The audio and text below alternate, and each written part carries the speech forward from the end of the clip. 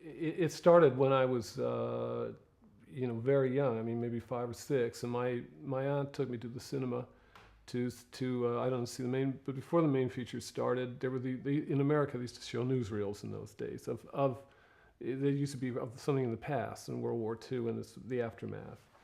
And then of course there was these two bodies hanging there. You know, it was bloody thing. It was quite shocking. It must have been quite shocking for me to see it. And I asked about it, but no one really wanted to explain it to me. And it kept happening. Every time I went to the cinema, I'd see this shocking image. And it stayed with me. And then, I don't know, more than a decade ago, I read a biography. And I thought, this is an incredible love story. It's because she was like someone today, many people today who she was celebrity obsessed. Pictures all over her walls, and especially of him because he loved this sort of thing, being in the press and doing these sort of poses and things. So in a sense, she was a bit of an airhead, and of course, in America, at that time, I remember my parents and people talking about Hitler and Mussolini. They thought they were sort of comic characters, the way they looked and everything, So he became, and he was essentially kind of a dangerous clown.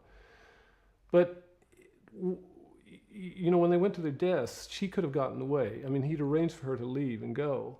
And she turned into this totally devoted, different person. She went to her death with him, and she could have gone. So in a sense, it's a fascist love song, but it's strange, it's interesting.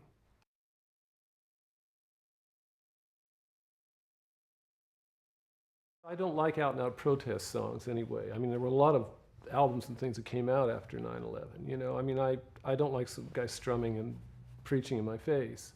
There's other ways to talk about these things. That's the same with the Mussolini thing, because fascism is in the air. It's worth people talking about it, but maybe if you give them something else to talk about, they'll still be talking about it through a love song like that, But with Jesse, it's the same sort of thing. You try to come from another place, and so in Jesse, of course, you have vertical and horizontal images. In the end, you have the prairie, and of course, at the beginning, you have the towers. But like I said, in the end, it's a personal message of some kind from somewhere, an existential personal message. I was looking for an image for the Twin Towers, for a metaphor for that, something that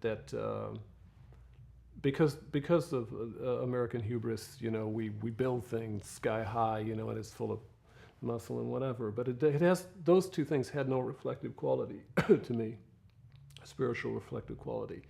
And of course, Elvis's dead twin brother wouldn't either, because he's not there. Elvis couldn't see him. He spoke to him, but he couldn't actually see him, so there was no reflective quality. And so that's how I came across that image. I mean, that's how I was trying to tie those together. And of course, in Memphis, once again, it's an ancient Egyptian city as well. So that all tied in, So never temptation to, like, I mean, it sounds ridiculous, but you have the album, but recreate it in a way that could be mobile or portable, like not quite doing unplugged. I can't imagine how we would do it. I mean, I can't, because we strive so hard to get everything just right. You know what I mean? Because so it shouldn't be synthesized strings. It shouldn't be. It's got to be exactly what it is. And of course, I mean, it would drive Huey crazy, because I mean, he's one of the heroes of the record, because he had to translate all of these chords, these horrendous things I'd written onto guitar, baritone guitar, which is even out of the normal tuning space. And he'd have a nervous breakdown in one evening if we just, like, because I was trying to play him at home, and I was like, so yeah. You did invent or come up with like these impossible to play chords. Is there a little bit of like a mischievous quality to that? Like, let's see if he can do it? No. I've done that to Ali Ali, the percussionist, a few times. But no, I've never done it to Huey. No, but I was so grateful he could do it, because that is the exact sound it should be. I never fool around with music to that extent. I mean, I never, you put anyone onto that. Pete and I do a few jokes here and there, but not in the music, and not in, and because it's too difficult to get a chord or a sound that isn't a cliche that will relate to the lyric, absolutely distill it for what it is, you know.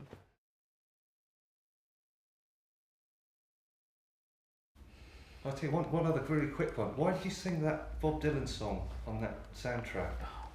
The Nick Cave. Yeah, were you asked to, or was that? Yeah, Nick asked me to. Yeah, he said, look, I'd like you to do two songs, either one or the other. One was My Way, and the other was the Dylan song. I mean, I'm not particularly a Dylan fan, so it's not, you know.